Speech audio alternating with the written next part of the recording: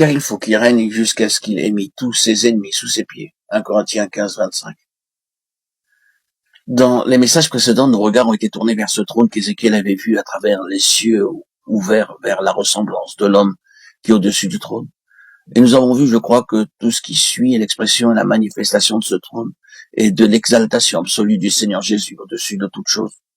Or, quand Paul écrivit ces mots que nous avons cités, 1 Corinthiens 15, 25, ne pensez pas au futur, à cette époque où Christ régnera et mettra tous ses ennemis sous ses pieds. Ne pensez pas à Jésus comme s'il l'attendait pour un temps à venir, quand quelque chose sera fait pour le placer dans cette position. Quand Paul ou l'un des apôtres se réfère à l'exaltation de Christ et à sa seigneurie, ils le considèrent toujours. Et ils en parlent comme d'une chose présente. Ils regardaient vers le futur et ils ont vu quelque chose de bien plus grand en rapport avec son œuvre.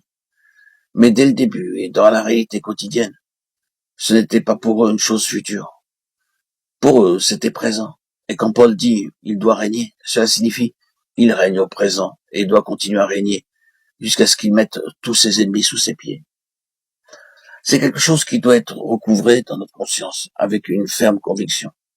C'est la chose qui a besoin d'être continuellement restaurée dans la vie de l'Église et dans la conscience.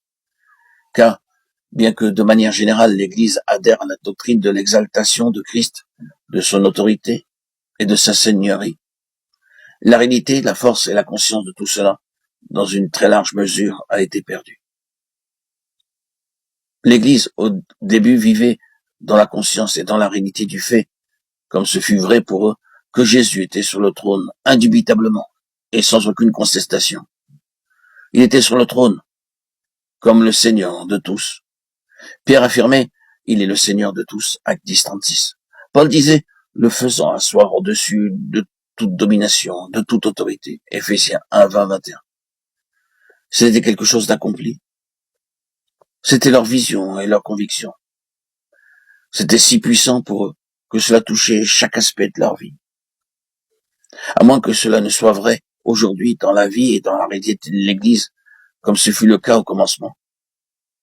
Les réalisations et les effets de cette époque ne se manifesteront pas dans l'Église ou par l'Église aujourd'hui. Si le puissant impact de Christ en ce temps-là était quelque chose d'incomparablement plus grand que ce que nous voyons aujourd'hui à cause de l'état déplorable de l'Église, c'est en raison de cette seule chose. Si vous désirez retrouver le secret de leur force, de leur influence, de leur progrès, de leur marche en avant, car malgré un monde terriblement hostile, la persécution, le martyre et toute espèce d'adversité, ils allaient de l'avant, terribles comme une armée sous sa bannière, et furent décrits comme les gens qui avaient bouleversé le monde. Si vous désirez découvrir ce secret, vous le trouverez dans cette affirmation. Il doit régner. Il doit régner jusqu'à ce qu'il ait mis tous ses ennemis sous ses pieds. Et il règne. Nous avons dit que pour les apôtres, le règne de Christ avait déjà commencé. Ils se manifestaient à leur époque. Comment sont-ils parvenus à cette conviction et à cette connaissance? Nous considérerons pour notre illustration Paul, cet homme dont nous avons extrait quelques paroles. La connaissance que Paul avait de Christ régnant procédait de l'expérience personnelle qu'il avait de cette réalité.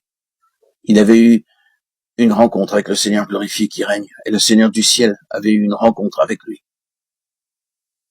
C'était devenu réel dans sa propre expérience, dans son histoire, dans sa vie personnelle. Ce fut quelque chose de très personnel. Et il doit en être ainsi. S'il n'en est pas ainsi, cela pourrait rester très théorique.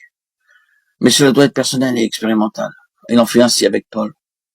Dans cette rencontre, sur la route de Damas, 2 mots très personnels furent employés, qui sont centrés sur cette réalité.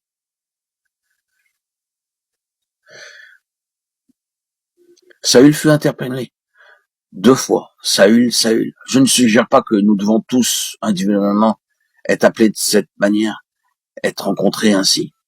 Nous devons tous passer par la même crise. Nous devons tous avoir et pouvons avoir un stade dans notre vie où nous serons confrontés face à face avec l'absolue Seigneurie de Jésus-Christ. Et c'est de cette crise-là dont dépendra tout notre avenir.